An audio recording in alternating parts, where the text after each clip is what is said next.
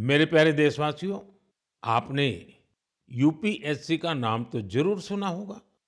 ये संस्था देश की सबसे कठिन परीक्षाओं में से एक सिविल सर्विसेज का एग्जाम भी लेती है। हम सब ने सिविल सर्विसेज के टॉपर्स की प्रेरणादायी बातें अनेक बार सुनी है। ये नौजवान कठिन परिस्थितियों में पढ़ाई के बाद अपनी मेहनत से इस सर्विस में जगह पाते हैं। लेकिन साथियों, यूपीएससी की परीक्षा की एक सच्चाई और भी है। हजारों ऐसे उम्मीदवार भी होते हैं जो बेहद काबिल होते हैं। उनकी मेहनत भी किसी से कम नहीं होती, पर मामूली अंतर से वो अंतिम सूची तक नहीं पहुंच पाते। इन उम्मीदवारों को दूसरी परीक्षाओं के लिए नए सिरे से तैयारी करनी पड़ती है। इसमें उनका समय और पैसा दोनों खर्च होता था।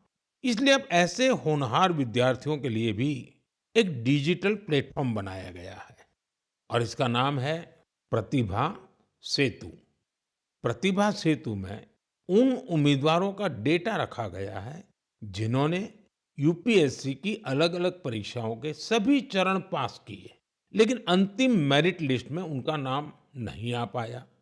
इस पोर्टल पर 10,000 से ज्यादा ऐसे होनहार युवाओं का डेटा बैंक मौजूद है।